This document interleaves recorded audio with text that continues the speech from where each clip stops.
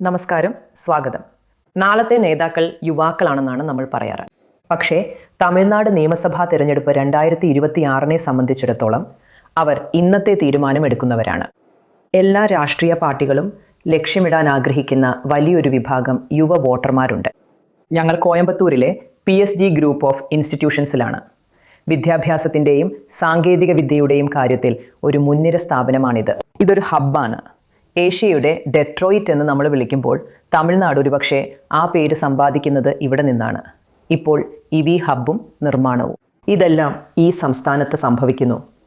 എൻ്റെ കൂടെ നിരവധി കന്നി വോട്ടർമാരും പരിചയസമ്പന്നരായവരുമുണ്ട്. തിരഞ്ഞെടുപ്പിലേക്ക് കടക്കുമ്പോൾ അവരുടെ ചിന്തകൾ എന്താണെന്ന് അവർ നമ്മളോട് പറയും. കന്നി വോട്ടർമാരെ, എന്താണ് ആവേശം? അതെ, അടിസ്ഥാനപരമായി ഈ തെരഞ്ഞെടുപ്പ്, ഓരോ തെരഞ്ഞെടുപ്പും വ്യത്യസ്തമാണ്.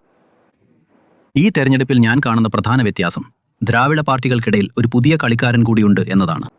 കൂടാതെ ഒരു വലിയ കളിക്കാരൻ കൂടിയുണ്ട്, NDK. ഞാൻ കരുതുന്നു. അപ്പോൾ ഇപ്പോൾ നിങ്ങൾക്ക് കൂടുതൽ ഓപ്ഷനുകൾ ലഭിക്കുന്നുണ്ടോ? അതെ, ഇതിനകം തന്നെ കൂടുതൽ ഓപ്ഷനുകളും അധികമായി നമുക്കിപ്പോൾ ഒരു അധിക പാർട്ടിയുണ്ട്. പിന്നെ ഞാൻ കരുതുന്നത് ജനങ്ങളും നേതാക്കളും തമിഴ്നാടിൻ്റെ ദീർഘകാല ലക്ഷ്യങ്ങളിൽ ശ്രദ്ധ കേന്ദ്രീകരിക്കണം. കാരണം നമ്മൾ ഏതു വശം എടുത്താലും തമിഴ്നാട് ഇതിനകം തന്നെ നന്നായി പ്രവർത്തിക്കുന്ന ഒരിടമാണ്.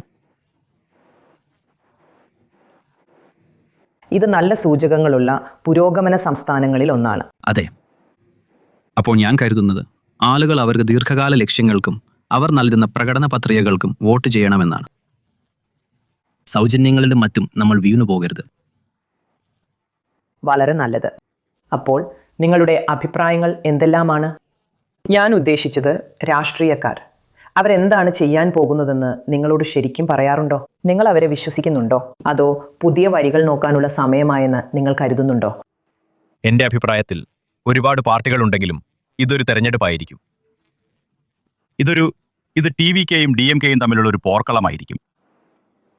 അവർ കൊണ്ടുവരുന്നതിൻ്റെ പുതുമ കൊണ്ടാണോ അത്? തീർച്ചയായും. വിജയമുണ്ടെങ്കിൽ നാം എല്ലാവരും പോയി കാണാനും പോയി അദ്ദേഹത്തെ കേൾക്കാനും ആഗ്രഹിക്കുമെന്നുള്ള ആ സെലിബ്രിറ്റി സ്റ്റാറ്റസ് നമുക്കെല്ലാവർക്കും അറിയാം. തീർച്ചയായും അതൊരു നേട്ടം നൽകുന്നുണ്ട്, അല്ലേ? അതെ മാം, എനിക്ക് തോന്നുന്നു സിനിമ ആരാധകർ വോട്ടർമാരായി മാറുമെന്ന്. അതാണോ നിങ്ങളുടെ ആശയം? അപ്പോൾ എൻ്റെ അഭിപ്രായത്തിൽ ഞാൻ അദ്ദേഹത്തിൻ്റെ പോയിന്റുകളെക്കുറിച്ച് പറയാൻ ആഗ്രഹിക്കുന്നു. അടിസ്ഥാനപരമായി സിനിമാരംഗവും രാഷ്ട്രീയവും രണ്ടും രണ്ടാണ്. അപ്പോൾ നമ്മൾ ശ്രദ്ധിക്കേണ്ടത് അദ്ദേഹം എന്ത് പുതിയ പദ്ധതികൾ അവതരിപ്പിക്കും, എന്ത് പുതിയ കാര്യങ്ങൾ ചെയ്യും എന്നൊക്കെയാണ്. പിന്നെ DMKയെക്കുറിച്ച് പറയുകയാണെങ്കിൽ ഇപ്പോൾ ഭരിക്കുന്ന ഒരുപാട് പദ്ധതികൾ, ഒരുപാട് പുതിയ കാര്യങ്ങൾ അവർ ചെയ്തു. അവർ വിദ്യാർത്ഥികൾക്ക് സൗജന്യമായി ലാപ്ടോപ്പുകൾ പോലും നൽകുന്നു. അത് വളരെ സഹായകമാണ്, വിപ്ലവകരമാണ്. അതെ, വിദ്യാർത്ഥികളെ സംബന്ധിച്ചിടത്തോളം വിപ്ലവകരമാണ്. പിന്നെ അതെല്ലാവർക്കും ഒരുപോലെ ആയിരിക്കണം. അതായത് താഴ്ന്ന ഇടത്തരം വരുമാനക്കാർക്ക് പോലും അത് ലഭ്യമാകണം. അതുകൊണ്ട് അവർ എല്ലാവരെയും ഒരുപോലെ കാണണം. അതുകൊണ്ട് അതാണ് എൻ്റെ പോയിന്റ്. അപ്പോൾ നിങ്ങൾക്ക് ആളുകളുടെ ഗ്ലാമർ മാത്രം നോക്കി പോകാൻ കഴിയില്ല. എന്തു പദ്ധതികളാണ് ഉള്ളതെന്നും നിങ്ങൾ നോക്കണം. ഇതുവരെ ഒരുപക്ഷെ നമ്മൾ സംസാരിക്കുന്ന ആ നേതാവ് നടനായി പിന്നീട് രാഷ്ട്രീയക്കാരനായ വ്യക്തി താൻ എന്ത് ചെയ്യാൻ പോകുന്നുവെന്ന് ശരിക്കും വ്യക്തമാക്കിയിട്ടില്ല. അതോ അദ്ദേഹം നന്നായി ചെയ്യുമെന്ന് നിങ്ങൾക്ക് ഉറപ്പുണ്ടോ? എന്താണ് നിങ്ങളുടെ നിരീക്ഷണങ്ങൾ? തീർച്ചയായും തമിഴ്നാട്ടിലെ മുഖ്യ പദവിയിലേക്ക് വിജയ് ഒരു പുതിയ സ്ഥാനാർത്ഥിയായി വരുന്നത് ഒരു പുത്തൻ ഉണർവാണ്. കാരണം കഴിഞ്ഞ കുറച്ച് ദശാബ്ദങ്ങളായി ഭരണകക്ഷി DMKയും ADMKയും മാറി മാറി വരികയായിരുന്നു. പിന്നെ ജനാധിപത്യം എന്നത് മത്സരമാണ്. അത് വ്യത്യസ്ത വിശ്വാസങ്ങളാണ്, ജനങ്ങൾ ഭരിക്കുന്നതാണ്, അല്ലേ? അതുകൊണ്ടൊരു പക്ഷേ TVK മറ്റ് എതിരാളികളെ കുറ്റപ്പെടുത്തുന്നതിന് പകരം അവരുടെ പദ്ധതികളിലും ഭാവിയെക്കുറിച്ചുള്ള ലക്ഷ്യങ്ങളിലും കൂടുതൽ ശ്രദ്ധ കേന്ദ്രീകരിക്കുകയാണെങ്കിൽ അവർക്ക് മെച്ചപ്പെട്ട സാധ്യതയുണ്ടാകും. എന്നാൽ ഇപ്പോൾ എല്ലാ രാഷ്ട്രീയ പാർട്ടികളും ഒരുപോലെയാണ്. അവർ തങ്ങളുടെ എതിരാളികളെ കുറ്റപ്പെടുത്തുന്നു. തമിഴ്നാട്ടിലെ ജനങ്ങളുടെ ദൈനംദിന ജീവിതത്തെ യഥാർത്ഥത്തിൽ ബാധിക്കുന്ന പ്രശ്നങ്ങളിൽ ശ്രദ്ധ കേന്ദ്രീകരിക്കുന്നതിന് പകരം അവർ തങ്ങളുടെ എതിരാളികളെ അധിക്ഷേപിക്കുന്നു. അപ്പോൾ അതൊരു ടെംപ്ലേറ്റ് പോലെയായി. നിങ്ങൾക്ക് രാഷ്ട്രീയ പാർട്ടികളിൽ നിരാശയുണ്ടോ? അതോ നിങ്ങൾ സുഹൃത്തുക്കളുടെയും കുടുംബാംഗങ്ങളുടെയും ഇടയിൽ രാഷ്ട്രീയം ചർച്ച ചെയ്യാറുണ്ടോ? ഞാൻ വ്യക്തിപരമായി NDKയുടെ, അതായത് നാം തമിഴർ കക്ഷിയുടെ ഒരു പിന്തുണക്കാരനാണ്. അവരിൽ ഭൂരിഭാഗം പേരും TTVKയെ പിന്തുണയ്ക്കും. കാരണം നടൻ വിജയ് ഒരു സെലിബ്രിറ്റിയാണ്. എല്ലാവർക്കും അദ്ദേഹത്തെ ഇഷ്ടപ്പെടും. എന്നാൽ വ്യക്തിപരമായി ഞാൻ രാഷ്ട്രീയക്കാരുടെ പ്രത്യയശാസ്ത്രങ്ങൾ എന്തൊക്കെയാണെന്ന് കൂടുതൽ ഗവേഷണം ചെയ്യാറുണ്ട്. കൂടാതെ വ്യക്തിപരമായി ഞാൻ കരുതുന്നത് തമിഴ്നാടിന് അനുയോജ്യനായ ഒരേ ഒരു സ്ഥാനാർത്ഥി സീമാൻ ആയിരിക്കുമെന്നാണ്. എന്തുകൊണ്ട്? കാരണം അദ്ദേഹം കൂടുതൽ ശ്രദ്ധ കേന്ദ്രീകരിക്കുന്നത് തമിഴ് പ്രത്യയശാസ്ത്രത്തിലും തമിഴ് ദേശീയതയിലും അങ്ങനെയുള്ള കാര്യങ്ങളിലുമാണ്. അടുത്ത 10 വർഷത്തേക്ക് എന്ത് ചെയ്യണമെന്നതിനെക്കുറിച്ച് അദ്ദേഹത്തിന് വ്യക്തമായൊരു പദ്ധതിയുണ്ട്. കൂടാതെ അദ്ദേഹം അതിനെക്കുറിച്ച് ഒരു പുസ്തകം പോലും പുറത്തിറക്കിയിട്ടുണ്ട്. കഴിഞ്ഞ പ്രധാനമന്ത്രി തെരഞ്ഞെടുപ്പ് സമയത്ത്. അപ്പോൾ എന്താണ് അദ്ദേഹത്തെ തടയുന്നത്? നിങ്ങൾ പറഞ്ഞത് വളരെ ശരിയാണ്. നാം തമിഴർ കക്ഷിയുടെ വോട്ട് വിഹിതം യഥാർത്ഥത്തിൽ വർദ്ധിച്ചുകൊണ്ടിരിക്കുകയാണ്. അതിന് ഒറ്റയ്ക്ക് നിൽക്കാൻ കഴിഞ്ഞിട്ടുണ്ട്. എന്നിട്ടും ഒരു സർക്കാർ രൂപീകരിക്കാൻ അദ്ദേഹത്തിന് വേണ്ടത്ര കിട്ടുന്നില്ല. കാരണം ഇപ്പോൾ ആളുകൾക്ക് എന്തെങ്കിലും കുഴപ്പമുണ്ടോ? അദ്ദേഹം ചെയ്യുന്ന രീതിക്ക് എന്തെങ്കിലും കുഴപ്പമുണ്ടോ? കാര്യമെന്തെന്നാൽ ആളുകൾക്ക് അദ്ദേഹത്തിന്റെ സമീപന രീതി മനസ്സിലാകുന്നില്ല. അതായത് സീമാൻ വെറുതെ ഒച്ചവെക്കുകയും മറ്റുള്ളവരെ കുറ്റപ്പെടുത്തുകയും ചെയ്യുന്നു. എന്നാൽ യാഥാർത്ഥ്യം എന്തെന്നാൽ ആളുകളുടെ ശ്രദ്ധ കിട്ടാൻ വേണ്ടിയാണ് സീമാൻ അത് ചെയ്യുന്നത്. അദ്ദേഹത്തിന്റെ എല്ലാ അഭിമുഖങ്ങളും മറ്റുള്ളവരെ കുറ്റപ്പെടുത്തുന്നതും ഒച്ചവെക്കുന്നതും മാത്രമല്ല, അദ്ദേഹത്തിന് എന്തെങ്കിലും നൽകാനുണ്ട്. അതെ, അദ്ദേഹത്തിന് എന്തെങ്കിലും നൽകാനുണ്ട്. അതായത് ഞാൻ പോലും ഒന്നിലധികം അഭിമുഖങ്ങൾ കണ്ടിട്ടുണ്ട്. അതിൽ അദ്ദേഹം എന്തു ചെയ്യാൻ പോകുന്നു എന്നതിനെക്കുറിച്ച് വ്യക്തമായൊരു പദ്ധതി തയ്യാറാക്കിയിട്ടുണ്ട്. അടുത്ത 10 വർഷവും അതുപോലുള്ള കാര്യങ്ങൾ. അതിലെ കാര്യം എന്താണെന്ന് വെച്ചാൽ അദ്ദേഹം നീറ്റിനെ കുറിച്ച് പോലും സംസാരിച്ചിട്ടുണ്ട്. നീറ്റ് പരീക്ഷ നടത്തുന്നത് ഒരു സ്വകാര്യ സ്ഥാപനമാണ്. അതെ, എന്തുകൊണ്ട് ഇന്ത്യൻ ഗവൺമെന്റിന് അതുപോലുള്ള കാര്യങ്ങളും ചെയ്തുകൂടാ? കാര്യമെന്തെന്നാൽ പാർലമെന്റിൽ അത് സംസാരിക്കാൻ ആവശ്യമായ വോട്ട് വിഹിതം നേടാൻ അദ്ദേഹത്തിന് കഴിയില്ല. അതിന് കാരണം പണത്തിന്റെ ശക്തിയുടെ അഭാവമാണോ? എന്തിന്റെ അഭാവം? പണത്തിന്റെ ശക്തിയുടെ അഭാവവും ജനങ്ങളുടെ ധാരണക്കുറവും. അപ്പോൾ പുതിയ ആളുകൾക്ക് നമ്മൾ അവസരങ്ങൾ നൽകുന്നില്ല എന്ന് പറഞ്ഞുകൊണ്ട് അദ്ദേഹം ചില പ്രശ്നങ്ങൾ ഉന്നയിച്ചു. അതോ നമ്മളിപ്പോൾ അവസരങ്ങൾ നൽകാൻ നോക്കുകയാണോ? എനിക്കറിയില്ല. അപ്പോൾ അതിൻ്റെ അർത്ഥം ഇവിടെയുള്ള പഴയ കളിക്കാരിൽ നിങ്ങൾക്ക് നിരാശയുണ്ടെന്നാണോ? സത്യത്തിൽ എൻ്റെ കാഴ്ചപ്പാടിൽ സീമാന് ഒരുപാട് പദ്ധതികളുണ്ടെങ്കിലും DMKയുടെ കാലത്ത് അവർ ജനങ്ങൾക്കായി നിരവധി പുതിയ പദ്ധതികൾ നടപ്പിലാക്കിയിട്ടുണ്ട്. അവർ ഒരുപാട് ആളുകളെ സഹായിച്ചിട്ടുണ്ട്. അതുകൊണ്ട് എനിക്ക് തോന്നുന്നു TVKയ്ക്ക് അദ്ദേഹത്തിൻ്റെ മുഖവില കാരണം കൂടുതൽ ആരാധകരുണ്ടെങ്കിലും അദ്ദേഹം സിനിമകളിൽ കൂടുതൽ അഭിനയിച്ചു. അതിനാൽ പല യുവാക്കളും വിചാരിക്കുന്നു TVK. പക്ഷേ അദ്ദേഹത്തിൻ്റെ പ്രയോജനത്തിനായി ജനങ്ങൾക്ക് വേണ്ടി നമ്മൾ എന്ത് നടപ്പാക്കാൻ പോകുന്നുവെന്ന് അദ്ദേഹത്തിനറിയില്ല. അദ്ദേഹത്തിന് ശരിയായ പദ്ധതികളൊന്നുമില്ല. നയങ്ങൾ അദ്ദേഹം വ്യക്തമാക്കിയിട്ടില്ല. അതെ, അതുകൊണ്ട് ഞാൻ കരുതുന്നത് ചിലർക്ക് DMK ഇഷ്ടമല്ലെങ്കിലും അവരുടെ പദ്ധതികൾ ജനങ്ങൾക്ക് നല്ലതാണ്. പുരോഗതിക്ക് വേണ്ടി അത് ജനങ്ങളിലേക്ക് എത്തിയോ? അതെ, ഒരു പരിധിവരെ. കൂടുതലും അത് ജനങ്ങളിലേക്ക് എത്തി. അതുകൊണ്ട് എൻ്റെ വ്യക്തിപരമായ അഭിപ്രായത്തിൽ DMK ആ കാര്യത്തിൽ മെച്ചമാണെന്ന് ഞാൻ കരുതുന്നു. ഒരു രാഷ്ട്രീയക്കാരൻ അല്ലെങ്കിൽ തിരഞ്ഞെടുപ്പുകൾ നിങ്ങൾക്ക് വേണ്ടി എന്ത് ചെയ്യണം എന്നാണ് നിങ്ങൾ പ്രതീക്ഷിക്കുന്നത്? അതൊന്നും സാരമില്ല, നമ്മുടെ ജീവിതം മുന്നോട്ട് പോകുന്നു, അതും മുന്നോട്ട് പോകുന്നു എന്ന് നിങ്ങൾ കരുതുന്നുണ്ടോ? ഇല്ല, സത്യത്തിൽ അത് വേറിട്ട ഒന്നല്ല. എനിക്ക് തോന്നുന്നത് അവരെന്ത് ചെയ്താലും അത് നമ്മളെ ബാധിക്കും എന്നാണ്. അതുകൊണ്ട് അടിസ്ഥാനപരമായി അത് ബന്ധപ്പെട്ടിരിക്കുന്നു. അതുകൊണ്ട് അതിനർത്ഥം TVK പുതിയതായതുകൊണ്ട് നമ്മൾ പഴയ രീതികൾ പിന്തുടരേണ്ടതില്ല എന്നല്ല. ആര് വന്നാലും അവർക്ക് ജനങ്ങളുടെ കാഴ്ചപ്പാടിന്റെ അടിസ്ഥാനത്തിൽ തീരുമാനങ്ങൾ എടുക്കാൻ കഴിയണം. നിങ്ങൾക്ക് എന്താണ് വേണ്ടതെന്ന് പറയാൻ ആളുകൾക്ക് അവസരം ലഭിക്കുന്നുണ്ടോ? അങ്ങനെയാണോ? അതോ വോട്ട് മാത്രമാണോ നമ്മൾ സംസാരിക്കുന്ന ഒരേയൊരു മാർഗം? അതോ ആളുകൾ നമ്മളെ കേൾക്കുന്ന മറ്റു വഴികളുണ്ടോ? അതെ, സത്യത്തിൽ നേരിടുന്ന ആശങ്കകളും പ്രശ്നങ്ങളും ആളുകൾ കേൾക്കാറുണ്ട്. പക്ഷെ നമുക്കൊരു പരിഹാരം കിട്ടുമോ എന്നത് വലിയ സംശയമാണ്. ഇവിടെ വിജയ് ഫാൻസ് ഉണ്ടോ? അതാ ഒരാൾ. ശരി, അദ്ദേഹത്തെക്കുറിച്ച് നിങ്ങൾക്ക് ഏറ്റവും ഇഷ്ടമുള്ള കാര്യം എന്താണ്? അദ്ദേഹം ഒരു വിജയകരമായ രാഷ്ട്രീയക്കാരൻ കൂടിയാകുമെന്ന് നിങ്ങൾ കരുതുന്നത് എന്തുകൊണ്ടാണ്? അതോ അദ്ദേഹമാകുമോ? അതോ ആകില്ലേ? ഈ വർഷം അദ്ദേഹം വിജയിച്ചേക്കില്ല എന്ന് ഞാൻ കരുതുന്നു. പക്ഷേ അദ്ദേഹത്തിന്റെ സ്ഥിരതയും അദ്ദേഹം ചെയ്യേണ്ട കാര്യങ്ങളെക്കുറിച്ചുള്ള കുറച്ചുകൂടി ധീരമായ അവലോകനങ്ങളും അഭിസംബോധനയും അദ്ദേഹം ചില പ്രധാന പ്രശ്നങ്ങൾ പരിഹരിക്കുന്നുണ്ടെന്ന് ഞാൻ കരുതുന്നു. പക്ഷേ പരിഹരിക്കപ്പെടേണ്ട അടിസ്ഥാനപരമായ നിരവധി പ്രശ്നങ്ങളുണ്ട്. അതുകൊണ്ട് ഒരു 10-15 വർഷം അദ്ദേഹം ഇത് തുടർച്ചയായി ചെയ്യുകയാണെങ്കിൽ ഒരുപക്ഷേ നമ്മളൊരു 50 വയസ്സൊക്കെ എത്തുമ്പോൾ എങ്ങനെയാണോ MGR വിജയിച്ചത് അതുപോലെ അദ്ദേഹവും വിജയിക്കുമെന്ന് ഞാൻ പ്രതീക്ഷിക്കുന്നു. കാരണം അദ്ദേഹം പലരെയും രാഷ്ട്രീയത്തിലേക്കും വോട്ട് ചെയ്യാനും ആകർഷിച്ചു. ഞാനും ഈ രാഷ്ട്രീയത്തിലേക്ക് ആകർഷിക്കപ്പെട്ട അത്തരമൊരു ഇരയാണ്. അതുകൊണ്ട് ഞാൻ കരുതുന്നു അദ്ദേഹം ഒരുപാട് ആളുകളെ ആകർഷിച്ചിട്ടുണ്ട്. കഴിഞ്ഞ വർഷത്തെപ്പോലെ അദ്ദേഹം ഇത് തുടരുകയാണെങ്കിൽ നമുക്ക്, അതായത് കഴിഞ്ഞ തവണ കമൽഹാസൻ സർ ഇതിലേക്ക് വന്നിരുന്നു. പക്ഷേ ഇപ്പോൾ ആ ശബ്ദം ഒരു തരത്തിൽ, നിങ്ങൾക്കറിയാമല്ലോ, നിശബ്ദമാക്കപ്പെട്ടു. പക്ഷേ നമ്മൾ പാടില്ല. അദ്ദേഹം ഇപ്പോഴും കമൽഹാസനും വിജയും രണ്ട് വ്യത്യസ്ത തരം ആളുകളാണ് എനിക്ക് തോന്നുന്നു. അതെ, അതുകൊണ്ട് അദ്ദേഹം സ്ഥിരതയോടെ, നിങ്ങൾക്കറിയാമോ, അദ്ദേഹം പറഞ്ഞതുപോലെ സിനിമയിലേക്ക് മടങ്ങാതെ ഈ രാഷ്ട്രീയത്തിൽ സ്ഥിരതയോടെ നിൽക്കുകയാണെങ്കിൽ എനിക്ക് തോന്നുന്നു അദ്ദേഹം തീർച്ചയായും വിജയിക്കും. അതെ. നിങ്ങളുടെ കാഴ്ചപ്പാട് എന്താണ്? നിങ്ങൾ വോട്ട് ചെയ്യുമ്പോൾ നിങ്ങളുടെ ആശങ്കകൾ എന്തൊക്കെയാണ്? രാഷ്ട്രീയ പാർട്ടികൾ അതേ ഭാഷയാണോ സംസാരിക്കുന്നത്?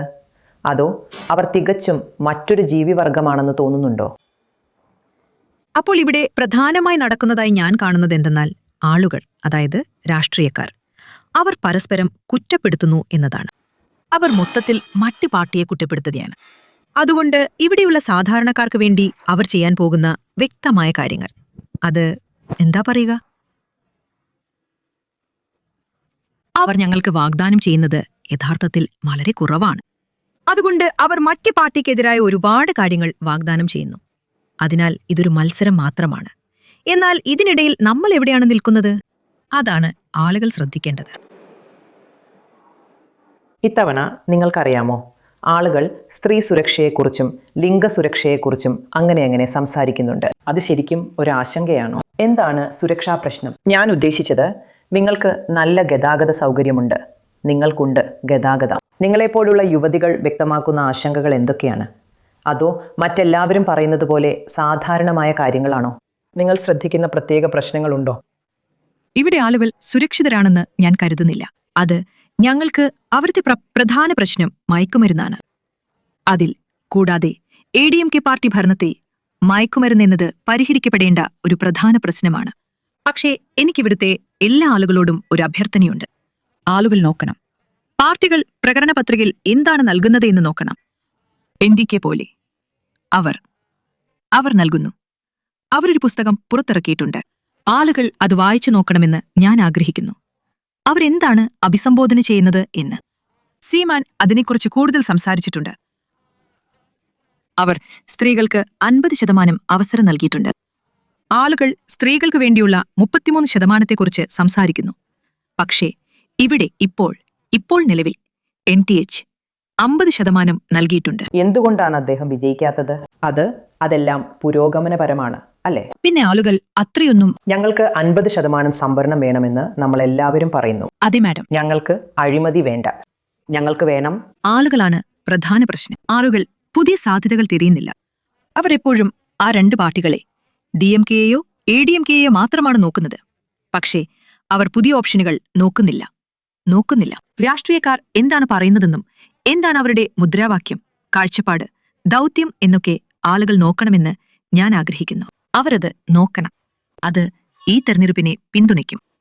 നമ്മൾ പറയാറുണ്ട്, നിങ്ങൾക്കറിയാമല്ലോ, തമിഴ്നാട് പല കാര്യങ്ങളിലും ഒരു നേതാവാണെന്ന്, അല്ലേ? പുരോഗമനപരമായി നമ്മൾ ഒരുപാട് കാര്യങ്ങൾ ചെയ്തിട്ടുണ്ട്. പക്ഷേ നമ്മൾ പറയുന്ന തിരുമംഗലം മോഡലിനും അല്ലെങ്കിൽ തെരഞ്ഞെടുപ്പുകളിൽ പണം ഉപയോഗിക്കുന്നതിനും അതൊരു നേതാവാണ്. അതൊരു വലിയ പ്രശ്നമാണോ? എല്ലാവരും പണം വാങ്ങുന്നു, അതുകൊണ്ട് നമുക്ക് സംസാരിക്കാൻ അവകാശമുണ്ടോ? അതോ ഇത് കുഴപ്പമില്ലേ? അവരെല്ലാവരും കള്ളപ്പണമാണ് വിതരണം ചെയ്യുന്നത്, അതുകൊണ്ട് കുഴപ്പമില്ല.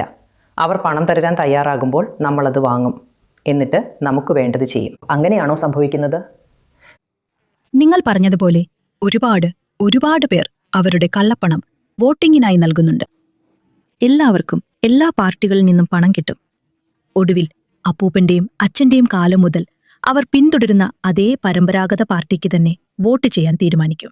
ഇപ്പോൾ എനിക്ക് തോന്നുന്നു, യുവാക്കൾ ആ പരമ്പരാഗത രീതിയിൽ നിന്ന് മാറുന്നുണ്ട്.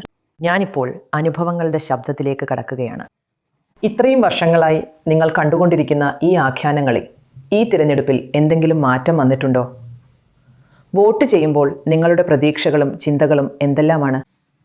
അവരെല്ലാവരും പറയുന്നത് രാഷ്ട്രീയം അഴിമതി നിറഞ്ഞതാണെന്നാണ്. നമ്മൾ ഒരിക്കലും ചോദ്യങ്ങൾ ചോദിക്കാത്തതുകൊണ്ട് അതിന് ഉത്തരവാദി നമ്മുടെ തലമുറയാണോ? നമ്മൾ സംസാരിച്ചുകൊണ്ടിരിക്കുന്ന വിഷയങ്ങളിൽ നിന്ന് വേറിട്ട് നിൽക്കാൻ ഒരു അക്കാദമിഷ്യനും ഗവേഷകനും എന്ന നിലയിൽ ഞാൻ സമീപ വർഷങ്ങളിൽ യുവാക്കൾക്കിടയിൽ രാഷ്ട്രീയ അവബോധത്തിന്റെ ഒരു കുറവ് വ്യക്തിപരമായി നിരീക്ഷിക്കുന്നു. പിന്നെ ഈ രാഷ്ട്രീയ വിദ്യാഭ്യാസം അത് പാഠപുസ്തകത്തിൽ ഒതുങ്ങുന്നു. അത് പഠിപ്പിക്കേണ്ടതുണ്ട്.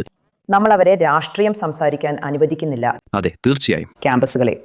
കാരണം ഞങ്ങൾക്ക് ആശങ്കയും ഉത്കണ്ഠയുമുണ്ട്. കൃത്യമായി. തെറ്റായ ആളുകൾ കടന്നു വരുന്നു. അതെ, കൃത്യമായി. അതായത് അവർക്ക് വിദ്യാഭ്യാസം നൽകണം. അവർക്ക് വോട്ടവകാശം ലഭിക്കുന്നതിന് മുമ്പെങ്കിലും രാഷ്ട്രീയ അറിവും രാഷ്ട്രീയ ബോധവും രാഷ്ട്രീയ വിദ്യാഭ്യാസവും നൽകണം. അത് വളരെ പ്രധാനമാണ്. അവർ അത് ആർക്കാണ് വോട്ട് ചെയ്യേണ്ടതെന്ന് കൃത്യമായി മനസ്സിലാക്കാൻ യുവാക്കളെ കൂടുതൽ ശക്തരാക്കുന്നു. അതുവഴി എന്താണ് വോട്ട് ബാങ്കിംഗ്, അതെങ്ങനെ ഒഴിവാക്കണം, ആരാണ് ശരി, ആരാണ് തെറ്റ്, ഈ ബില്ലുകൾ എങ്ങനെയാണ് ഉണ്ടാകുന്നത് അല്ലെങ്കിൽ പാസ്സാകുന്നത് എന്നൊക്കെ അവർക്ക് മനസ്സിലാകും. അവർക്ക് ആ ബോധം ഉണ്ടായിരിക്കണം. അതുവഴി നമ്മൾ ഈ യുവാക്കളെ കൂടുതൽ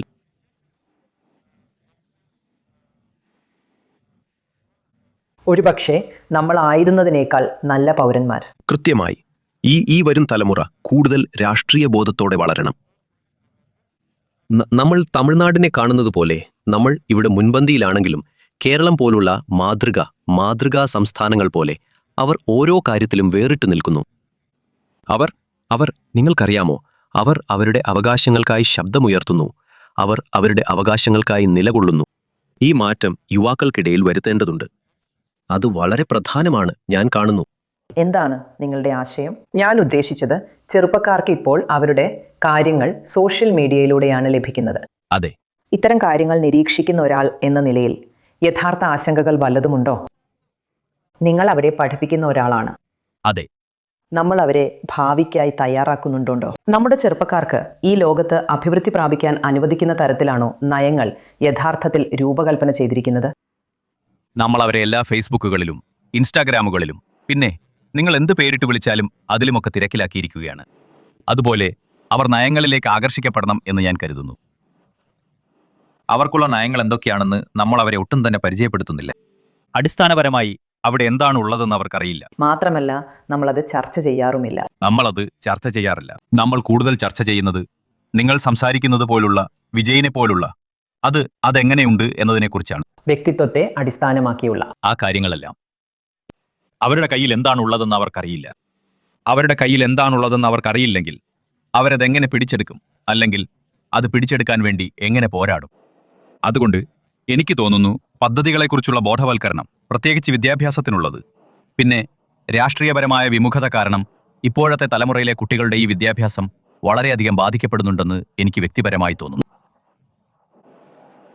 കാരണം വിസിമാർ ഇപ്പോൾ വിസിമാരല്ല. അതെന്റെ വ്യക്തിപരമായ ഒരു അഭിപ്രായമാണ്.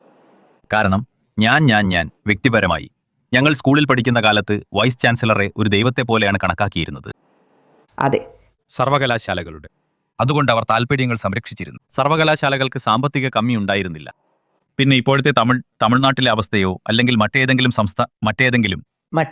സർക്കാർ, മറ്റേതെങ്കിലും സർവകലാശാല, അവ രാഷ്ട്രീയപരമാണ്. ഒരു ഗവർണർ ഒരു രാഷ്ട്രീയ നിയമനമായതുപോലെ അപ്പോൾ എനിക്ക് തോന്നുന്നത് ഞാൻ കരുതുന്നത് വിസിയും കൂടിയാണ്. എന്റെ വ്യക്തിപരമായ അഭിപ്രായത്തിൽ വിദ്യാഭ്യാസത്തെ രാഷ്ട്രീയ ഇടപെടലുകളിൽ നിന്ന് മാറ്റി നിർത്തണം. അല്ലെങ്കിൽ വിദ്യാഭ്യാസത്തിനെങ്കിലും ഒരു പൊതു അജണ്ടയിൽ നമ്മൾ എല്ലാവരും യോജിക്കണം. അതെ, വിദ്യാഭ്യാസത്തിന്റെ കാര്യത്തിലെങ്കിലും.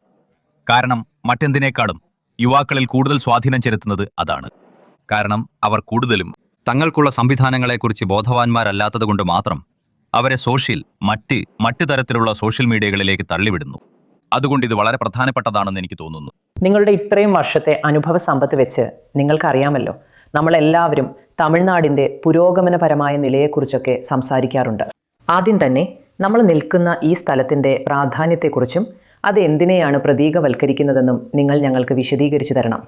കാരണം കോയമ്പത്തൂർ പോലൊരു നഗരവും ഇതുപോലൊരു സ്ഥാപനവുമെല്ലാം ഇന്ത്യയുടെ ഭാവിയാകാൻ സാധ്യതയുള്ളവയുടെ മികവിന്റെ കേന്ദ്രങ്ങളാണ്. അതെ, ഞങ്ങൾക്ക് ഈ കോളേജിൽ പോലും സാങ്കേതിക വിദ്യകൾക്കായി ഒരുപാട് മികവിന്റെ കേന്ദ്രങ്ങളുണ്ട് കേട്ടോ. പുതിയ സാങ്കേതിക വിദ്യകൾ. അതുകൊണ്ട് എന്ത് പുതിയ സാങ്കേതിക വിദ്യ വന്നാലും ഏറ്റവും പുതിയ AI പോലുള്ളവ ഉൾപ്പെടെ ഞങ്ങൾക്ക് മികവിന്റെ കേന്ദ്രങ്ങളുണ്ട്.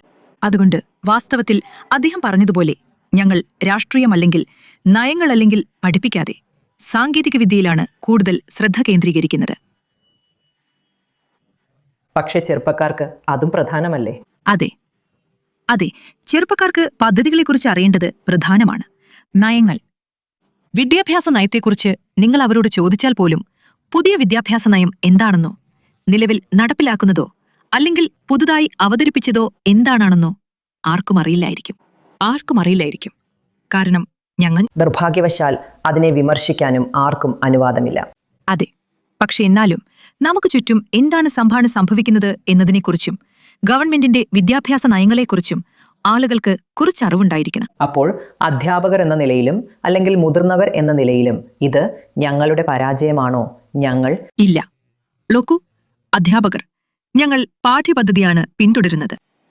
അതുകൊണ്ട് നിങ്ങൾ അതിന് ബാധ്യസ്ഥരാണ്. ഞങ്ങൾ അതിനു ബാധ്യസ്ഥരാണ്. അതുകൊണ്ട് സർവകലാശാലകൾ മറ്റുള്ളവ ഇത്തരത്തിലുള്ള അറിവുകൾ വിദ്യാഭ്യാസ സമ്പ്രദായത്തിലേക്ക് കൊണ്ടുവരുന്നതിന് അവർ ഉത്തരവാദികളായിരിക്കണം. പക്ഷെ തിരഞ്ഞെടുപ്പ് സമയത്ത് ശരിയായ വിഷയങ്ങളാണോ സംസാരിക്കപ്പെടുന്നത്? അതോ അവർ അതിൽ നിന്ന് വേറിട്ട് നിൽക്കുകയാണോ? ഇല്ല. നോക്കൂ, തിരഞ്ഞെടുപ്പുകൾ, ഞാൻ സാധാരണയായി തിരഞ്ഞെടുപ്പുകളെ ഒരു സംഖ്യാകളിയായാണ് കണക്കാക്കുന്നത്, ശരിയല്ലേ? അതുകൊണ്ടാണ് നമുക്കൊരുപാട് പുട്ടാനിയും അതുപോലുള്ള കാര്യങ്ങളുമുള്ളത്. അപ്പോൾ അങ്ങനെയല്ലെങ്കിൽ സഖ്യങ്ങൾ. അതെ, സഖ്യങ്ങളുണ്ട് ഈ സംഖ്യാകളിയുടെ പേരിൽ മാത്രം, ശരിയല്ലേ? അപ്പോൾ അത് നോക്കൂ, നിങ്ങൾ മെസ്സുകളിലെ ഉപ്പുമാവ് കേസിനെക്കുറിച്ച് കേട്ടിട്ടുണ്ടാകും, അല്ലേ?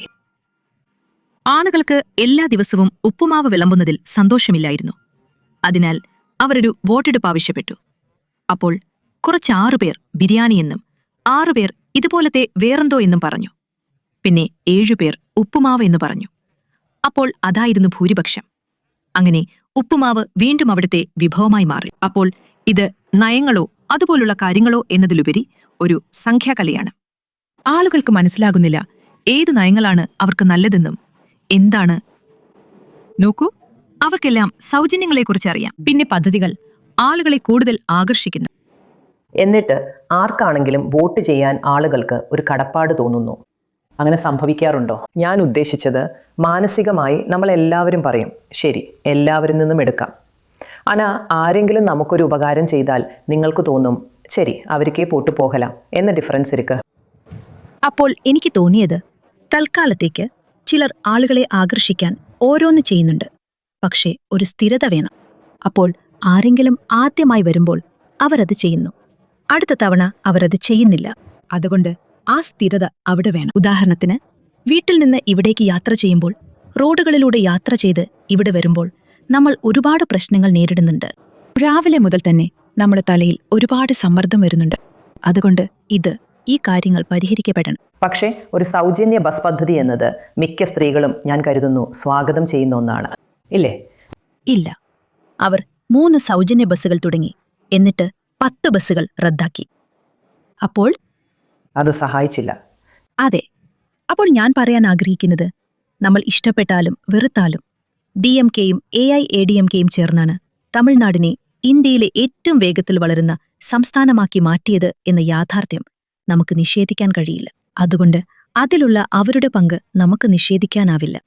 അതുകൊണ്ട് ഈ സൗജന്യങ്ങളെല്ലാം നൽകുന്നതിനു പകരം നമ്മൾ അവരോട് അടിസ്ഥാന സൗകര്യങ്ങൾ, മറ്റ് സൗകര്യങ്ങൾ എന്നിവ മെച്ചപ്പെടുത്താൻ ആവശ്യപ്പെടണം. ഞങ്ങൾ ജനങ്ങൾ ഈ സംസ്ഥാനത്തെ മെച്ചപ്പെടുത്തും. ഞങ്ങൾക്ക് അതിന് കഴിയും. കൂടാതെ കോയമ്പത്തൂർ ഒരു ആവാസ വ്യവസ്ഥ സൃഷ്ടിക്കൂ എന്ന് നിങ്ങൾ പറയുന്നു. ആവാസ വ്യവസ്ഥ സൃഷ്ടിക്കുക. മാസം 5000മോ മാസം 2000മോ ഞങ്ങൾക്ക് വേണ്ട. കാരണം ഇതിന് എന്തു പറയാനാണ്? ഇപ്പോൾ ഞങ്ങൾ ബസ്സിൽ കയറി ഗാന്ധിപുരത്തെറിഞ്ഞി ക്രോസ് കട്ട് റോഡിൽ പോയാൽ വെറും 1 മണിക്കൂറിനുള്ളിൽ 1000 രൂപ ഇല്ലാതാകും. അതുകൊണ്ട് ദയവായി ജനങ്ങളെ ഉയർത്തിക്കൊണ്ടുവരൂ. സൗജന്യങ്ങൾ നൽകരുത്. ദയവായി ഒരു ആവാസ വ്യവസ്ഥ സൃഷ്ടിക്കുക. കാരണം കോയമ്പത്തൂർ ഒരു ഉദാഹരണമാണ്. കോയമ്പത്തൂർ വികസിപ്പിച്ചത് അവിടുത്തെ സംരംഭകരും വിദ്യാഭ്യാസ വിദഗ്ധരും ആരോഗ്യ സംരക്ഷണ സംവിധാനവും എല്ലാമാണ്. വളരെ വളരെ വളരെ വളരെ മികച്ച രീതിയിൽ കോയമ്പത്തൂർ സ്വയം കെട്ടിപ്പടുത്തു. അത് നമുക്കുള്ള ആവാസ വ്യവസ്ഥ കാരണമാണ്. അതുകൊണ്ട് നിങ്ങൾ എല്ലാ സംസ്ഥാനങ്ങൾക്കും അതുപോലെ ആവാസ വ്യവസ്ഥ സൃഷ്ടിക്കുക. അതുകൊണ്ട് നിങ്ങളൊരു സിസ്റ്റം ഉണ്ടാക്കുക. നിങ്ങളൊരു സിസ്റ്റം വികസിപ്പിക്കുക. അതെ, തമിഴ്നാട് മുൻപന്തിയിലാണെന്നതിൽ ഞങ്ങൾ അഭിമാനിക്കുന്നു. ദയവായി അത് കൂടുതൽ മെച്ചപ്പെടുത്തുക. ദയവായി ഇക്കോസിസ്റ്റം മെച്ചപ്പെടുത്തുക. സൗജന്യങ്ങൾ നൽകരുത്. ഇത് ഞങ്ങൾ എല്ലാ രാഷ്ട്രീയ പാർട്ടികളും അവർ സമ്മർദ്ദത്തിലാണെന്ന് പറയുന്നു. നിങ്ങൾക്കറിയാമോ, അവന്ന് അനൗൺസ് പണ്ണാങ്ങനെ എനിക്കും അത് പകർത്തേണ്ടി വരും. പിന്നെ ഒരു തിരിച്ചുപോക്കില്ല. ഒരിക്കൽ നിങ്ങൾ എന്തെങ്കിലും കൊടുത്താൽ അത് പിൻവലിക്കാൻ കഴിയില്ല. നിങ്ങൾ പിൻവലിച്ചാൽ ശത്രുതയും ദേഷ്യവും ഉണ്ടാകും. ഇപ്പോഴത്തെ പ്രശ്നം എന്തെന്നാൽ, പണ്ട് ആളുകൾ വിചാരിച്ചിരുന്നത് സൗജന്യം കിട്ടിയാൽ വേണ്ട, ഇത് പാപമാണ്, ഈ പണം തുടരുത് എന്നായിരുന്നു. പക്ഷേ ഇപ്പോൾ ഞങ്ങൾക്ക് തോന്നുന്നത്, നോക്കൂ, ഞങ്ങൾക്കില്ല, നമ്മളെല്ലാവരും അതിനെ ന്യായീകരിക്കുകയാണ്. ഞങ്ങൾക്കൊന്നും കിട്ടുന്നില്ല, ഇത് ഞങ്ങളുടെ നികുതി പണമാണ്, എന്തുകൊണ്ട് നമുക്കത് വാങ്ങി ഇഷ്ടമുള്ളവർക്ക് വോട്ട് ചെയ്തുകൂടാ? മനോഭാവം അങ്ങനെയാണ്. ഞാൻ പറയുന്നത് എന്തുകൊണ്ടെന്നാൽ, ദയവായി ഒരു ആവാസ വ്യവസ്ഥ സൃഷ്ടിക്കുക. കോയമ്പത്തൂർ ഒരു ഉദാഹരണമായി എടുക്കുക. ഞങ്ങൾ സ്വന്തമായി വികസിച്ചു. അതുകൊണ്ട് ദയവായി അതും ഒരു ഉദാഹരണമായി എടുക്കുക. ഞങ്ങൾക്ക് നല്ല അടിസ്ഥാന സൗകര്യങ്ങൾ തരൂ, നല്ല ഒരു ആവാസ വ്യവസ്ഥ തരൂ. ഞങ്ങൾ ജനങ്ങൾ ഈ സംസ്ഥാനത്തെ വികസിപ്പിക്കും. വളരെ നല്ലത്. ഞങ്ങൾക്ക് സൗജന്യങ്ങൾ ആവശ്യമില്ല. ഞങ്ങൾക്ക് വേണ്ടത് അടിസ്ഥാന സൗകര്യങ്ങളുടെ വികസനമാണ്. അതായത്, നിങ്ങൾക്കറിയാമല്ലോ, നമ്മൾ പോകുമ്പോൾ റോഡുകൾ അവർ ശരിയായി സൂചിപ്പിച്ചതുപോലെ ഒരു 10 മിനിറ്റ് ഒരു ഡെസ്റ്റിനേഷനിലേക്ക് മാപ്പ് കാണിക്കുകയാണെങ്കിൽ ഞങ്ങൾക്കത് 30 മിനിറ്റ് ആകുന്നു. പിന്നെന്തിനാണ് നിങ്ങൾ പറയുന്നത് സൗജന്യ ബസ് നിങ്ങൾ വിട്ടാലും ആ ട്രാഫിക്കിലും ആ പൊല്യൂഷനിലും തന്നെ നിൽക്കണം? അതുകൊണ്ട് ഒരു ഇലക്ട്രിക്കൽ, ഞാൻ ഉദ്ദേശിച്ചത് ഇലക്ഷൻ പ്രകടന പത്രികയിലും മലിനീകരണം ഞാൻ കുറയ്ക്കും എന്ന് പറയുന്നില്ല. നിങ്ങൾക്ക് ഇത്രയും വെള്ളം ഞങ്ങൾ പൈപ്പ് ലൈൻ ഇട്ടുതരാം എന്ന് പറഞ്ഞാൽ വെള്ളം എവിടെ? ഞാൻ ഇത്രയും ശുദ്ധജലം നിങ്ങൾക്ക് ഇത്രയും ഞാൻ നിങ്ങൾക്ക് ശുദ്ധവും സുരക്ഷിതവുമായ വെള്ളം ഉറപ്പു നൽകുന്നു. എല്ലാ വേനൽക്കാലത്ത് പോലും ഞങ്ങൾ അതിനെന്തെങ്കിലും ഒരു പരിഹാരം ചെയ്യും. ഞങ്ങൾ അങ്ങനെയൊരു പ്രകടന പത്രികയൊന്നും വായിക്കുകയല്ല. ഒരു തെരഞ്ഞെടുപ്പ് പ്രകടന പത്രിക ഉണ്ടെങ്കിൽ പോലും ഞങ്ങൾക്ക് റിസർച്ച് ഉണ്ട്. എല്ലാ വർഷവും ഞങ്ങൾക്ക് ഒരു പ്രോഗ്രസ് റിപ്പോർട്ട് ഉള്ളതുപോലെ. എന്തുകൊണ്ടാണ് നിങ്ങൾക്കറിയാമോ നിലവിലുള്ള സർക്കാരിന് ഒരു പ്രോഗ്രസ് റിപ്പോർട്ട് ഇല്ലാത്തത്? നമ്മളെല്ലാവരും, നിങ്ങൾക്കറിയാമോ, ഒരു വിശ്വാസത്തിന്റെ പുറത്ത് ആർക്കോ വോട്ട് ചെയ്യുന്നു. എന്തുകൊണ്ടാണ് അവരിതിന് ഒരു പ്രോഗ്രസ് റിപ്പോർട്ട് നൽകാത്തത്? നോക്കൂ, ഈ കഴിഞ്ഞ വർഷം ഞങ്ങളിത് ചെയ്തു. അതിനായി ഒരു വിലയിരുത്തൽ സമിതിയുമില്ല.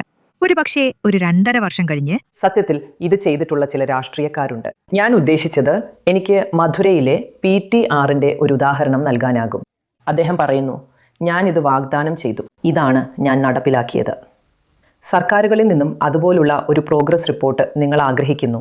കൂടാതെ പ്രോഗ്രസ് റിപ്പോർട്ടും ആ പുരോഗതി ജനങ്ങളിലേക്ക് ഇതിനകം എത്തിയിട്ടുണ്ടോ എന്ന് പരിശോധിക്കാൻ ഒരു വിലയിരുത്തൽ സമിതിയും ഉണ്ടായിരിക്കണം. നമ്മുടെ ഒരു പ്രോഗ്രസ് റിപ്പോർട്ട് ഉണ്ടാക്കിയിട്ട് അത് എത്തിയിട്ടുണ്ടോ എന്ന്. അതെ. അപ്പോൾ ഒരു കാര്യം കൂടി, DMKയിൽ നിന്ന് PTRനെ തിരഞ്ഞെടുക്കുക, ADMKയിൽ നിന്ന് മറ്റൊരാളെ തിരഞ്ഞെടുക്കുക, BJPയിൽ നിന്ന് അണ്ണാമലയെ തിരഞ്ഞെടുക്കുക എന്നൊരു ഓപ്ഷൻ നമുക്കുണ്ടെങ്കിൽ അത് കൂടുതൽ നന്നായിരിക്കും. രസകരമായ കാര്യം എന്തെന്നാൽ, BJP നേതാവ് അണ്ണാമലയും ഇതേ PSG ഗ്രൂപ്പ് ഓഫ് ഇൻസ്റ്റിറ്റ്യൂഷൻസിൽ നിന്ന് തന്നെയാണ് ബിരുദം നേടിയത്. തീർച്ചയായും. എന്നാൽ കഴിഞ്ഞ വർഷത്തെ MP തിരഞ്ഞെടുപ്പിൽ കോയമ്പത്തൂർ അണ്ണാമലയെ പരാജയപ്പെടുത്തിയതിൽ ഞങ്ങൾക്ക് വിഷമമുണ്ടായിരുന്നു. ഞങ്ങൾക്ക് അതിൽ വലിയ വിഷമമുണ്ട്. പിന്നെ ജനങ്ങൾ അവരുടെ വോട്ട് നൽകി. അതിനാൽ നിങ്ങൾക്കൊരു അഭിപ്രായം പറയാൻ കഴിയില്ല. അപ്പോൾ എന്റെ അഭിപ്രായവും മറ്റുള്ളവർ പറഞ്ഞത് തന്നെയാണ്. കാര്യമെന്തെന്നാൽ, വിജയെയും വരാനിരിക്കുന്ന മറ്റൊരാളെയും പോലുള്ള പുതിയ ആളുകളുമായി താരതമ്യപ്പെടുത്തുമ്പോൾ അവർ ഇതിനകം തന്നെ വോട്ടർമാരുമായി ബന്ധപ്പെട്ട് ഒരു അടിത്തറുണ്ടാക്കിയിട്ടുണ്ട്. നിങ്ങൾക്കറിയാമല്ലോ, വോട്ടർ സമൂഹം. ആളുകൾ ജാതി നോക്കിയാണോ വോട്ട് ചെയ്യുന്നത്? ഞാൻ ഉദ്ദേശിച്ചത്, എല്ലാവരും, ഓരോ വ്യക്തിയും തീരുമാനിക്കുന്നു.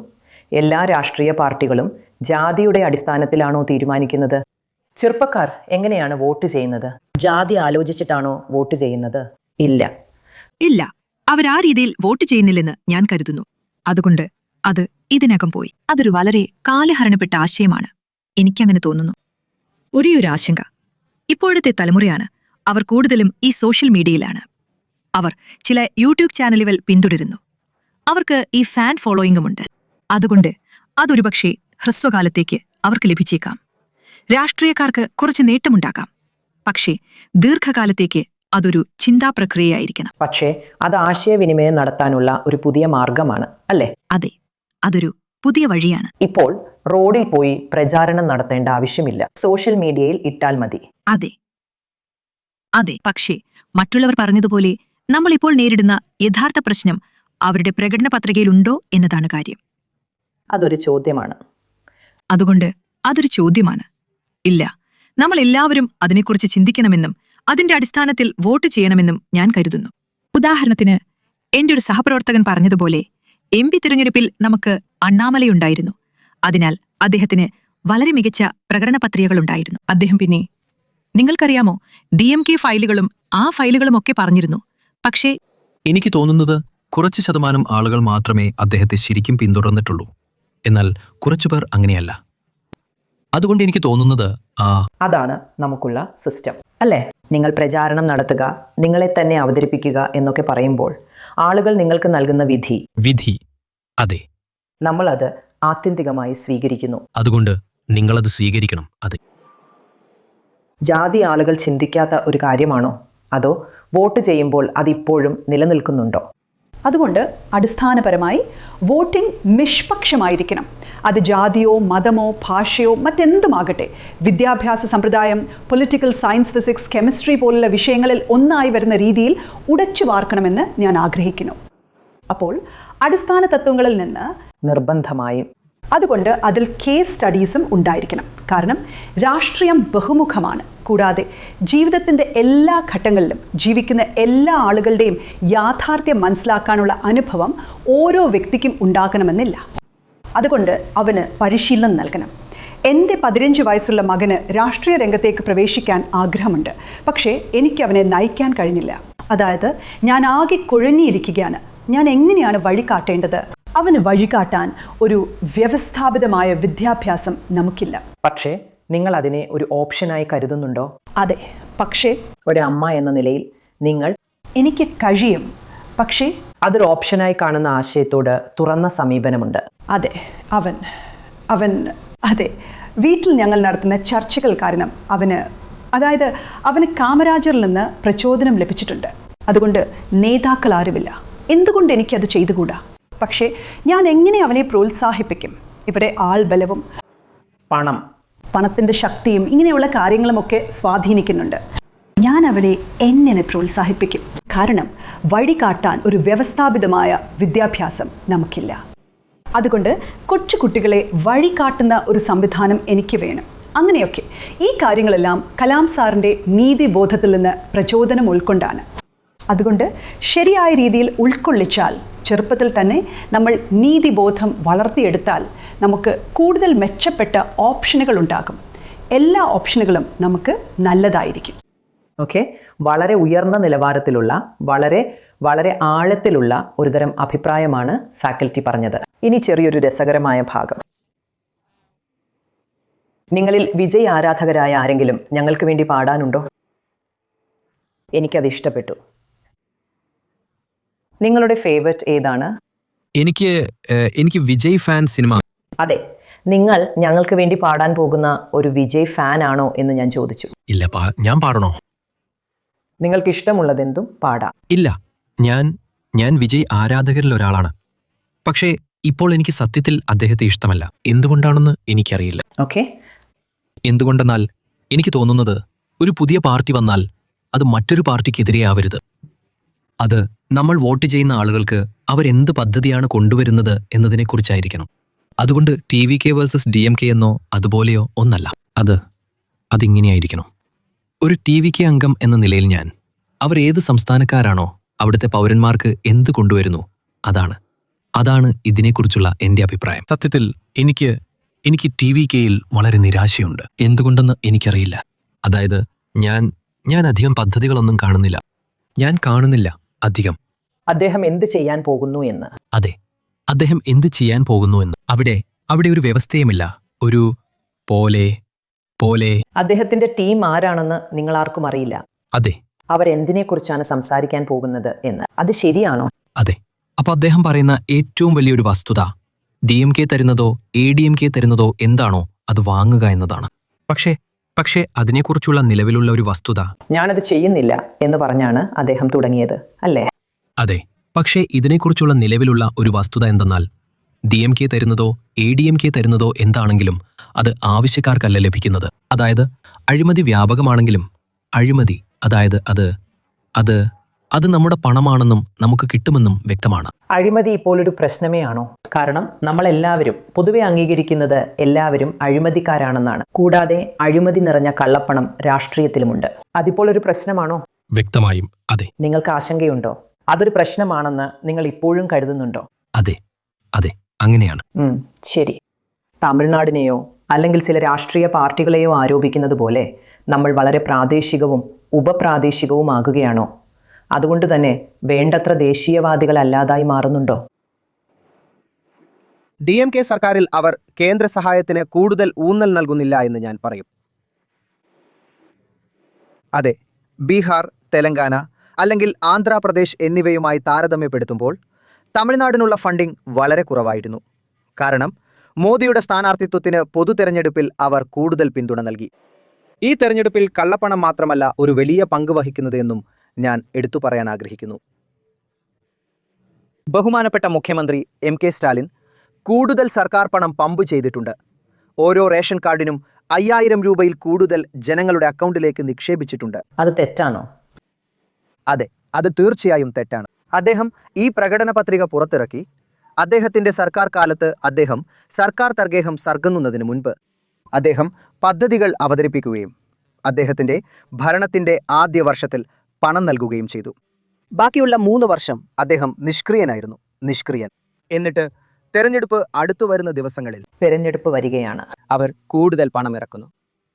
വിജയിന്റെ കാര്യത്തിലേക്ക് വന്നാൽ മിസ്റ്റർ വിജയ് അദ്ദേഹം അഴിമതി പൂർണ്ണമായും ഇല്ലാതാക്കുമെന്ന് പറയുന്നു. പക്ഷേ ഇന്നലെ പോണ്ടിച്ചേരിയിൽ ഒരു ആരോപണമുണ്ടായിരുന്നു. TVK സ്ഥാനാർത്ഥി പട്ടികയിൽ പേര് വരാൻ മണ്ഡലത്തിൽ മത്സരിക്കാൻ പണം ആവശ്യപ്പെട്ടുവെന്നും കൂടുതൽ പണം നൽകുന്നവർക്ക് അവർ സ്ഥാനാർത്ഥിത്വം നൽകുന്നുവെന്നും. അപ്പോൾ അതിൻ്റെ അർത്ഥം ഇതാണോ? ഉദാഹരണത്തിന്, നിങ്ങൾ ഒരു വിജയ് ഫാൻ ആയിരുന്നെങ്കിൽ ഇങ്ങനെയൊന്ന് കേട്ടതിന് ശേഷം ഇല്ല, ഞാനിനി പുനർവിചിന്തനം ചെയ്യും എന്ന് പറയുമോ? അതെ അതെ അദ്ദേഹം തൻ്റെ ആശയങ്ങൾ അവതരിപ്പിച്ചുകൊണ്ട് പ്രവേശിച്ചത് മുതൽ അദ്ദേഹത്തിൻ്റെ എല്ലാ പ്രവൃത്തികളും തെറ്റിപ്പോയി. വളരെ പ്രായോഗികമായി ചിന്തിക്കുന്ന ഒരു യുവാവ്. അദ്ദേഹം ഒരു നല്ല രീതിയിലാണ് പോകുന്നതെന്ന് ഒരിക്കലും പറയില്ല. അദ്ദേഹത്തിൻ്റെ ആശയങ്ങൾ എന്ന് പറഞ്ഞാൽ അദ്ദേഹം ഒരിക്കലും തൻ്റെ ആശയങ്ങളിൽ ഉറച്ചു നിൽക്കാറില്ല. നിങ്ങൾക്ക് ആശങ്കയുണ്ടോ? ഉദാഹരണത്തിന്, ജനനായകൻ, അദ്ദേഹത്തിൻ്റെ സ്വന്തം സിനിമ റിലീസായില്ല, അതുകൊണ്ട് അദ്ദേഹം പ്രതികരിച്ചില്ല. അത് നിങ്ങളെ ആശങ്കപ്പെടുത്തുന്ന ഒരു കാര്യമാണോ? ശരി. അപ്പോൾ ഞാൻ ഉദ്ദേശിച്ചത്, സ്വന്തം കാര്യത്തിന് വേണ്ടി സംസാരിക്കാത്ത അദ്ദേഹം എങ്ങനെ മറ്റൊരാൾക്ക് വേണ്ടി സംസാരിക്കും? അല്ലെങ്കിൽ അദ്ദേഹം സംസാരിക്കുന്നത് ശരിയായ കാര്യത്തിന് വേണ്ടിയല്ല.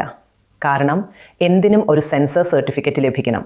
നിങ്ങൾക്ക് സിനിമ റിലീസ് ചെയ്യാൻ കഴിയണം, അല്ലേ?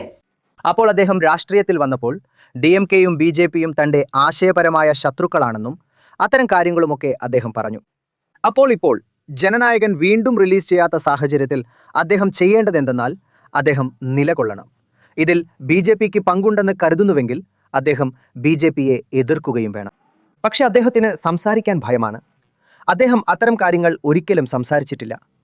അദ്ദേഹത്തെക്കുറിച്ച് എനിക്ക് ചേർക്കാൻ ആഗ്രഹിക്കുന്ന മറ്റൊരു കാര്യം, UPക്കും ബീഹാറിനും ഒരുപാട് വിഹിതം ലഭിക്കുന്നുണ്ടെന്ന് അദ്ദേഹം പറഞ്ഞു എന്നതാണ്. നോക്കൂ, അവ അവികസിതമാണ്. കൂടാതെ തമിഴ്നാട്, കർണാടക, തെലങ്കാന എന്നിവ വികസിച്ചുകൊണ്ടിരിക്കുന്ന രാജ്യമാണ്.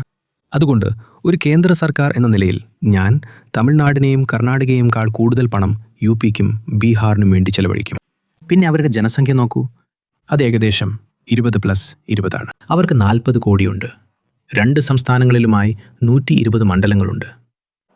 അപ്പോൾ നിങ്ങളുടെ ചോദ്യത്തിന് ഉത്തരം പറയുകയാണെങ്കിൽ, നോക്കൂ, രണ്ട് പാർട്ടികളും പണം നൽകാറുണ്ട്.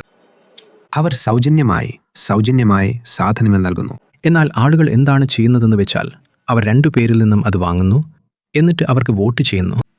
അവർക്കിഷ്ടമുള്ളവർക്ക്. അതുകൊണ്ട് അത് സാധാരണയാണ്. തമിഴ്നാട്ടിൽ അഴിമതി ശരിക്കും ഒരു വിഷയമല്ല. ഞാൻ പറയാൻ ആഗ്രഹിക്കുന്നത്, കണക്കനുസരിച്ച് ആർക്ക് വിജയിക്കാൻ കഴിയും എന്നതാണ്. കഴിഞ്ഞ പാർലമെന്റ് തിരഞ്ഞെടുപ്പിൽ ഒരു പ്രധാനമന്ത്രി സ്ഥാനാർത്ഥിയില്ലാതെ AIADMK 22% വോട്ട് വിഹിതം തെളിയിച്ചിട്ടുണ്ട്. BJPക്ക് വേണ്ടി അണ്ണാമലൈ 11% വോട്ട് വിഹിതം തെളിയിച്ചിട്ടുണ്ട്. PMKക്ക് 5 ഉണ്ട്. TT വിദ്യാനാഗരൻ 2 ഉണ്ട്. ഇതെല്ലാം കൂട്ടിയാൽ ഏകദേശം 40 വരും. നിർഭാഗ്യവശാൽ രാഷ്ട്രീയം കണക്ക് മാത്രമല്ല, അത് കെമിസ്ട്രി കൂടിയാണ്. അതെ, തീർച്ചയായും. പക്ഷേ ഞാൻ പറയുന്നത്, ഒരു ചതുഷ്കോണ മത്സരത്തിൽ ഒരു സഖ്യത്തിന് ഏകദേശം 40% വോട്ട് വിഹിതം നേടാൻ കഴിയുമ്പോൾ തീർച്ചയായും AIADMK അധ്യക്ഷൻ EPSന് മറ്റു പാർട്ടികളെക്കാൾ ഒരു മുൻതൂക്കമുണ്ട്. കൂടാതെ ഒരു കാര്യം കൂടി ഞാൻ കൂട്ടിച്ചേർക്കാൻ ആഗ്രഹിക്കുന്നു. TVK വിജയ്, അതുപോലെ അദ്ദേഹം പെരമ്പലൂരിൽ മത്സരിക്കാൻ സാധ്യതയുണ്ട്. TVK ആനന്ദ്, പിന്നെ ആദവനും. അതുകൊണ്ട് എല്ലാവരും ചെന്നൈയിലാണ് മത്സരിക്കുന്നത്. ചെന്നൈ DMKയുടെ കോട്ടയാണ്. അതുകൊണ്ട് അവർ വോട്ടുകൾ ഭിന്നിപ്പിക്കുമ്പോൾ അത് തീർച്ചയായും ADMKയ്ക്ക് ഒരു അധിക നേട്ടമാകും. അപ്പോൾ നിങ്ങൾ രാഷ്ട്രീയം വളരെ അടുത്തു നിന്ന് നിരീക്ഷിക്കുകയും അതിൻ്റെ കണക്കുകൾ കൂടി പിന്തുടരുകയും ചെയ്യുന്നുണ്ട്. ഞങ്ങൾക്ക് ലഭിക്കേണ്ടിയിരുന്ന യുവശബ്ദങ്ങൾ. വീണ്ടും ആദ്യമായി വോട്ട് ചെയ്യുന്നയാളാണോ, ആവേശത്തിലാണോ? അതെ, ഞാനും ആദ്യമായി വോട്ട് ചെയ്യുന്നയാളാണ്. പിന്നെ ഇത് കൂടുതൽ ആർക്ക് വോട്ട് ചെയ്യണം എന്നതിനെക്കുറിച്ചാണ്. കാരണം ഇവിടെ ഒരുപാട് ഘടകങ്ങളുണ്ട്, കുടുംബവും ബന്ധുക്കളുമൊക്കെ. അതിനാൽ അവരുടെ അഭിപ്രായങ്ങൾ ശേഖരിക്കാൻ ശ്രമിക്കുന്നു. പക്ഷേ സോഷ്യൽ മീഡിയയിൽ നിന്നുമൊക്കെ നോക്കുമ്പോൾ എനിക്ക് മനസ്സിലാവുന്നത് അവർക്ക് വളരെ ശക്തമായ അഭിപ്രായങ്ങളുണ്ട്, വളരെ പക്ഷപാതപരമാണ്. അല്ലെങ്കിൽ ഒരുപക്ഷെ മറ്റൊരു പാർട്ടിയോട് അവർക്ക് വ്യക്തിപരമായ വിരോധമുണ്ടാകാം. അതുകൊണ്ട് അവർ ഞങ്ങളെ സ്വാധീനിക്കാൻ ശ്രമിച്ചേക്കാം, അങ്ങനെയൊക്കെ പറഞ്ഞുകൊണ്ട്. അതുകൊണ്ട് എനിക്ക് തോന്നുന്നത് ഇത് കൂടുതൽ. പക്ഷെ ഒരു മാറ്റം വരുത്താൻ കഴിയുന്ന ശക്തമായ ഒരു ഉപകരണം നിങ്ങളുടെ കയ്യിലുണ്ടെന്ന് നിങ്ങൾ കരുതുന്നുണ്ടോ? അതെ അതെ പക്ഷേ സോഷ്യൽ മീഡിയയിലേക്ക് വരുമ്പോഴും നിങ്ങൾ അതിലൂടെ സ്ക്രോൾ ചെയ്യുമ്പോൾ ഒരുപാട് റീലുകളും മറ്റുമുണ്ട്. അതെല്ലാം വളരെ പക്ഷപാതപരമാണെന്ന് ഞാൻ മനസ്സിലാക്കുന്നു. അതുകൊണ്ട് പോയി ഈ പാർട്ടി തിരഞ്ഞെടുപ്പുകൾ യഥാർത്ഥത്തിൽ കാണുന്നതും, അല്ലെങ്കിൽ പ്രസംഗകർ തന്നെ സംസാരിക്കുന്നത് കേൾക്കുന്നതും, അല്ലെങ്കിൽ അവർക്ക് ഞങ്ങൾക്ക് എന്താണ് നൽകാനുള്ളതെന്ന് നോക്കുന്നതും വളരെ പ്രധാനപ്പെട്ടതാണെന്ന് എനിക്ക് തോന്നുന്നു. പിന്നെ നിങ്ങളെല്ലാവരും മീമുകൾ ഫോളോ ചെയ്യാറുണ്ടോ? അതെ. അതൊരു നല്ല ആശയവിനിമയ മാർഗമാണോ? കാരണം എന്തൊക്കെയായാലും അത് മറ്റൊരാളിലേക്ക് എത്തിക്കുമ്പോൾ തീർച്ചയായും നിങ്ങൾ ആളുകളെ കളിയാക്കുകയാണ്, അവരെ പരിഹസിക്കുകയാണ്. പക്ഷേ ഇത് ഇടപെടാനുള്ള ഒരു രസകരമായ മാർഗം കൂടിയാണ്. അല്ലെങ്കിൽ ആരാണ് നീണ്ട പ്രസംഗങ്ങളിൽ ഇടപെടാൻ ആഗ്രഹിക്കുന്നത്, അല്ലേ? അതെ, അതും ശരിയാണ്. പക്ഷേ അതെ, അവൾ പറഞ്ഞതുപോലെ ഇക്കാലത്ത് ഞങ്ങളെപ്പോലുള്ള ചെറുപ്പക്കാർ സോഷ്യൽ മീഡിയ പ്ലാറ്റ്ഫോമുകളിലാണ് കൂടുതൽ. കൂടാതെ എല്ലാ വിവരങ്ങളും ഞങ്ങൾ അറിയുന്നത് സോഷ്യൽ മീഡിയയിലൂടെയാണ്. അതുകൊണ്ട് ഒരു പാർട്ടി ഈ മീമുകളിലൂടെ ചില കിംവദന്തികൾ ഉണ്ടാക്കിയേക്കാം. അതുമൂലം ഞങ്ങൾ ആളുകൾ സ്വാധീനിക്കപ്പെട്ടേക്കാം. കൂടാതെ ആർക്കാണ് വോട്ട് ചെയ്യേണ്ടതെന്ന് ഒരു പ്രത്യേക തീരുമാനമെടുക്കാൻ ഞങ്ങൾക്ക് ബുദ്ധിമുട്ടാണ്. അതുകൊണ്ട് ഞങ്ങളുടെ ഓപ്ഷനുകളും അഭിപ്രായങ്ങളും ദിവസം തോറും മാറിയേക്കാം. അങ്ങനെയാണ് ഞാൻ കരുതുന്നത്. എന്റെ അഭിപ്രായത്തിൽ സോഷ്യൽ മീഡിയയ്ക്കൊപ്പം ആരാണ് എന്ത് ജോലി ചെയ്യുന്നതെന്നും, അവർ എത്രമാത്രം സംഭാവന നൽകുന്നുണ്ടെന്നും, എത്രമാത്രം വെറും പ്രശസ്തിയാണെന്നും, എത്രമാത്രം യഥാർത്ഥ സംഭാവനയാണെന്നും മനസ്സിലാക്കാൻ നമുക്കിപ്പോൾ ഒരുപാട് സ്രോതസ്സുകളുണ്ട്. ചെറുപ്പക്കാരെന്ന നിലയിൽ നമ്മളോ അല്ലെങ്കിൽ ഏതെങ്കിലും വോട്ടർമാരോ യഥാർത്ഥത്തിൽ ഇടപെടുന്നുണ്ടോ? അതോ ഇതേതോ ഒരു തരം ജെൻസെറ്റ് എന്ന നിലയിൽ പ്രശസ്തിയുടെയും ഗ്ലാമറിന്റെയും എല്ലാവർക്കും ഭ്രാന്തമായ കാര്യങ്ങളുടെയും പിന്നാലെ പോകാതെ ആരാണ് യഥാർത്ഥത്തിൽ പ്രവർത്തിക്കുന്നത്, ആരാണ് യഥാർത്ഥത്തിൽ സംഭാവന ചെയ്യുന്നത് എന്നൊക്കെ നമ്മൾ യുക്തിസഹമായി താരതമ്യം ചെയ്യേണ്ട സമയം അതിക്രമിച്ചിരിക്കുന്നു എന്ന് ഞാൻ കരുതുന്നു. നമ്മൾ ശരിക്കും ഇരുന്ന് എന്താണ് സംഭവിക്കുന്നതെന്നും, മറ്റ് സംസ്ഥാനങ്ങൾ പുരോഗമിച്ചതിനെ അപേക്ഷിച്ച് തമിഴ്നാട് എങ്ങനെ പുരോഗമിക്കുന്നുവെന്നും താരതമ്യം ചെയ്യണം. നമുക്ക് ശരിക്കും പ്രധാനപ്പെട്ടത് എന്താണെന്ന് മനസ്സിലാക്കണം. എന്നിട്ട് ബോധപൂർവമായ ഒരു തീരുമാനമെടുക്കണം. നിങ്ങളുടെ അഭിപ്രായത്തിൽ പ്രധാന തിരഞ്ഞെടുപ്പ് വിഷയം എന്താണ്? തിരഞ്ഞെടുപ്പുകൾക്ക് പ്രാധാന്യമുണ്ടോ? ഇല്ല മാം, നമുക്ക് ശരിക്കും ഇങ്ങനെ ചെയ്യാൻ കഴിയില്ല. ആര് ജയിച്ചാലും സൗജന്യങ്ങൾ വർദ്ധിക്കുന്നു. ഉദാഹരണത്തിന് കഴിഞ്ഞ വർഷങ്ങളായി TV, മിക്സികൾ, ബസ്സുകളും സൗജന്യമാണ്. അതിനോടൊപ്പം തന്നെ എല്ലാത്തിൻ്റെയും വില കൂടിക്കൊണ്ടേയിരുന്നു. അതുകൊണ്ട് എൻ്റെ നിർദ്ദേശം ഇത് കുറയ്ക്കണമെന്നാണ്. കൂടാതെ വളരെ താഴ്ന്ന വിഭാഗങ്ങളിൽ നിന്ന് വരുന്ന ഒരുപാട് ആളുകൾക്ക് സൗജന്യങ്ങൾ സഹായകമാണ്. പിന്നെ ഇത് സ്കൂൾ കുട്ടികൾക്ക് സ്ഥലങ്ങളിൽ പോകാനും എല്ലാത്തിനും സഹായകമാണ്. പക്ഷേ അതായിരിക്കണം പോഷക സമൃദ്ധമായ ഭക്ഷണം. അതെ, പക്ഷേ അതൊരു പരിധിക്കുള്ളിലായിരിക്കണം മാം. കാരണം അത് വർദ്ധിച്ചുകൊണ്ടേയിരിക്കുകയാണ്. കൂടാതെ മറ്റ് പദ്ധതികൾക്ക് വേണ്ടി നമ്മുടെ കയ്യിൽ കുറച്ച് പണം വേണം. വികസനത്തിന് സൗജന്യങ്ങൾ വർദ്ധിപ്പിക്കുന്നതിലൂടെ നമ്മൾ അതിനായി കൂടുതൽ പണം ചിലവഴിക്കുന്നു. അവസാനമായി എന്തെങ്കിലും പറയാനുണ്ടോ? അതെ, അവസാനമായി അരനൂറ്റാണ്ടിലേറെയായി ഒരേ പാർട്ടികൾ ഭരിക്കുന്നത് നമ്മൾ കണ്ടുകൊണ്ടിരിക്കുകയാണ്. തമിഴരായ നമ്മൾ പുതിയ പാർട്ടികൾക്കൊരു അവസരം നൽകണം. അപ്പോൾ മാത്രമേ നമുക്കൊരു പാർട്ടിയെ വിലയിരുത്താൻ കഴിയൂ.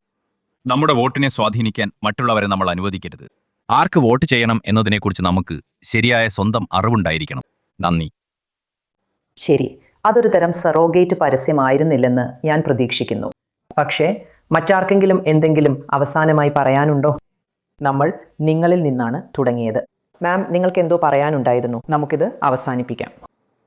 അവളുടെ പോയിന്റിനോട് കൂട്ടിച്ചേർക്കാൻ ഞാൻ ആഗ്രഹിക്കുന്നു.